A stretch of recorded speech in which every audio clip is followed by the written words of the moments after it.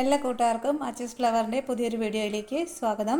അപ്പോൾ ഇന്ന് ഞാൻ ഒരു പാവയ്ക്ക അച്ചാറിൻ്റെ വീഡിയോയാണ്. അപ്പോൾ ഞാൻ ഒരു 700 ഗ്രാമോളം പാവയ്ക്ക എടുത്തിട്ടുണ്ട്, ഒരു 4 പാവയ്ക്ക എടുത്തിട്ടുണ്ട്.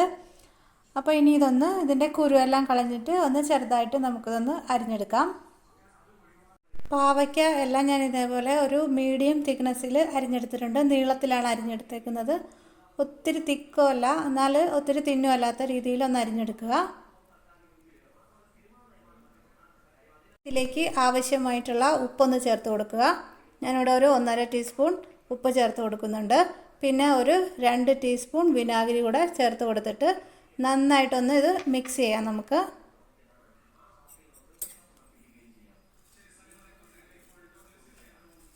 ഇത് നന്നായി ഒന്ന് മിക്സ് ചെയ്തതിന് ശേഷം ഒരു അരമണിക്കൂർ ഒന്ന് റെസ്റ്റ് ചെയ്യാൻ വേണ്ടിയിട്ട് വയ്ക്കാം. നന്നായി മിക്സ് ചെയ്തിട്ടുണ്ട്. ഇനി നമുക്കിത് അരമണിക്കൂർ ഒന്ന് റെസ്റ്റ് ചെയ്യാൻ വേണ്ടിയിട്ട് വയ്ക്കാം. പാവയ്ക്ക നമ്മൾ ഇതാക്കി വെച്ചിട്ട് ഒരു അരമണിക്കൂർ കഴിഞ്ഞിട്ടുണ്ട്. ഇതിന് നമുക്കൊന്ന് തുറന്ന് നോക്കാം. ഇതിൽ നിന്നിപ്പോൾ വെള്ളമെല്ലാം ഇങ്ങനെ ഊറി വന്നിട്ടുണ്ട്. അപ്പോൾ ഇതൊന്ന് പിഴിഞ്ഞിട്ട് നമുക്ക് ഈ വെള്ളമെല്ലാം ഒന്ന് കളഞ്ഞിട്ട് എടുക്കാം. അപ്പം പാവയ്ക്കേൻ്റെ കയ്പൊന്ന് കുറഞ്ഞ് കിട്ടും. എല്ലാം ഇതേപോലെ ഒന്ന് പിഴിഞ്ഞെടുക്കാം.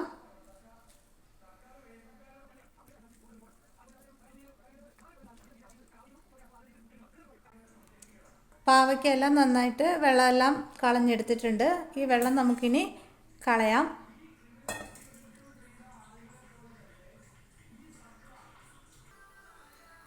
പാവയ്ക്ക ഫ്രൈ ചെയ്തെടുക്കാനായിട്ട് ഒരു പാൻ അടുപ്പിൽ വെച്ചിട്ടുണ്ട്. ഇതിലേക്ക് നമുക്ക് നല്ലെണ്ണ ചേർത്ത് കൊടുക്കാം.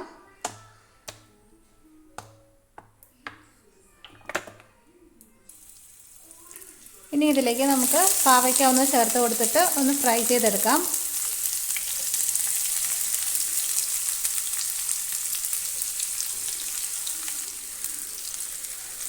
ഒരു ചെറിയ നിറം മാറുന്നത് വരെ നമുക്കിതൊന്ന് ഫ്രൈ ചെയ്തെടുക്കാം. ഒരു യെല്ലോ കളർ ആവുന്നത് വരെ ഇതൊന്ന് ഫ്രൈ ചെയ്തെടുക്കാം.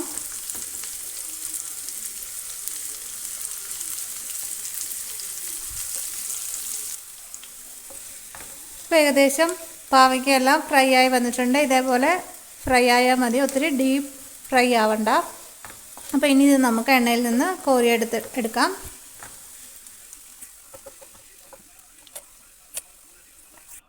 ഇതേപോലെ തന്നെ ബാക്കി പാവയ്ക്ക കൂടെ നമുക്കൊന്ന് ഫ്രൈ ചെയ്തെടുക്കാം.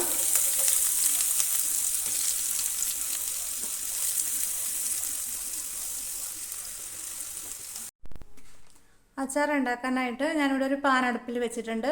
നമ്മൾ നേരത്തെ പാവയ്ക്ക ഫ്രൈ ചെയ്ത എണ്ണ ഞാൻ മാറ്റിയിട്ടുണ്ട്. അതിന് കുറച്ച് കയ്പുള്ളത് കൊണ്ട് അത് മാറ്റിയിട്ട് പുതിയ എണ്ണയാണ് ഒഴിക്കുന്നത്. ഒരു 100 ml ചേർത്ത് കൊടുക്കുന്നുണ്ട്. എണ്ണ ചൂടായി വരുമ്പോഴേക്കും കുറച്ച് കടുക് ഇട്ട് കൊടുക്കാം.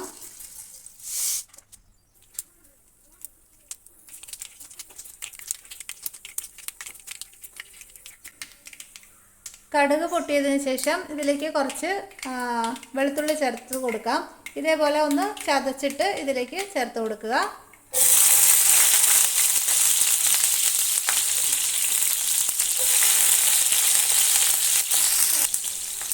ഇനി ഇതിലേക്ക് ഒരു 3 പച്ചമുളക് ഇതേപോലെ ചെറുതായി അരിഞ്ഞ് ചേർത്ത് കൊടുക്കാം. ഒരു തണ്ട് കറിവേപ്പില,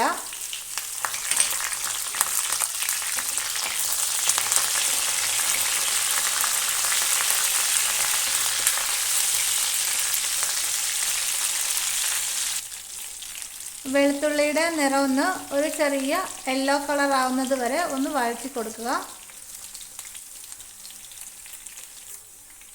ഇപ്പോൾ വെളുത്തുള്ളിയുടെ എല്ലാം നിറം മാറി വരാൻ തുടങ്ങിയിട്ടുണ്ട്.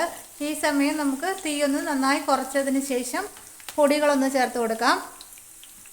ഒരു 1/2 ടീസ്പൂൺ മഞ്ഞൾപ്പൊടി ചേർത്ത് കൊടുക്കുക. 1 ടീസ്പൂൺ ഉലുവ പൊടിച്ചത്, 1 ടീസ്പൂൺ കാശ്മീരി മുളക് പൊടി, പിന്നെ ഒരു 3 ടീസ്പൂൺ സാധാരണ മുളക് പൊടി. എല്ലാം കൂടെ ഒന്ന് വഴറ്റി കൊടുക്കുക.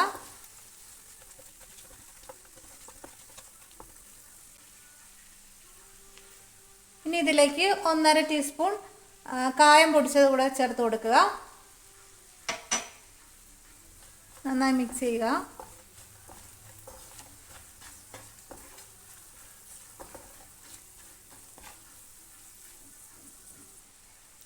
പൊടികളുടെ എല്ലാം പച്ചമണം ഇപ്പോൾ മാറിയിട്ടുണ്ട്. ഇനി നമുക്ക് ഇതിലേക്ക് ഒരു മീഡിയം സൈസിലുള്ള നാരങ്ങ വലിപ്പത്തിലുള്ള പുളി പിഴിഞ്ഞെടുത്തതാണ്, അത് ഇതിലേക്ക് ചേർത്ത് കൊടുക്കുക.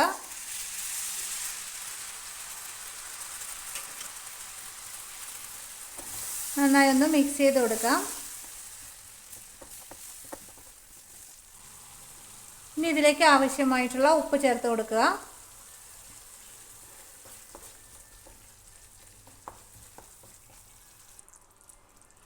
ഇപ്പോൾ പുളിവെള്ളമെല്ലാം നന്നായി തിളച്ചിട്ട് നന്നായി കുറുകി വന്നിട്ടുണ്ട്. ഇനി ഇതിലേക്ക് ഒന്ന് ടേസ്റ്റ് ബാലൻസ് ചെയ്യാൻ വേണ്ടിയിട്ട് ഒരു 2 ടീസ്പൂൺ ശർക്കര പൊടി ചേർക്കുന്നുണ്ട്. നന്നായി മിക്സ് ചെയ്ത് കൊടുക്കുക. ഇനി ഇതിലേക്ക് ഒരു 2 ടീസ്പൂൺ മാത്രം വിനാഗിരി കൂടെ ചേർത്ത് കൊടുക്കാം. എല്ലാം കൂടെ ഒന്ന് നന്നായി മിക്സ് ചെയ്യുക.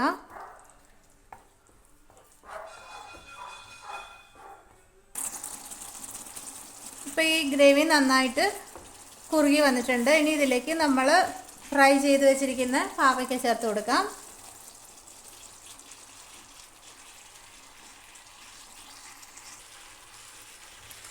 എല്ലാം കൂടെ ഒന്ന് നന്നായി മിക്സ് ചെയ്ത് കൊടുക്കാം.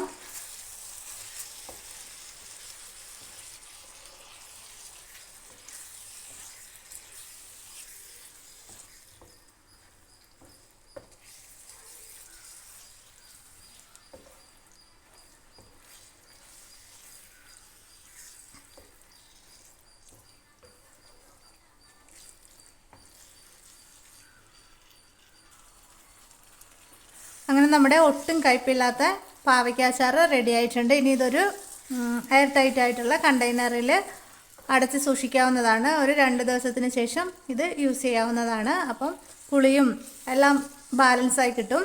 അപ്പോൾ ഇത്രയേ ഉള്ളൂ ഇന്നത്തെ വീഡിയോ. അപ്പോൾ എല്ലാവർക്കും ഈ വീഡിയോ ഇഷ്ടമായെന്ന് കരുതുന്നു. ഇഷ്ടമായാൽ മറക്കാതെ ഒന്ന് ലൈക്ക് ചെയ്യുക, ഷെയർ ചെയ്ത് കമൻറ്റ് ചെയ്ത് സബ്സ്ക്രൈബ് ചെയ്തൊക്കെ ഒന്ന് സപ്പോർട്ട് ചെയ്യുക. അപ്പോൾ ഇത്രയേ ഉള്ളൂ. ഇനി മറ്റൊരു വീഡിയോയുമായി കാണാം. അതുവരേക്കും ബൈ ബൈ.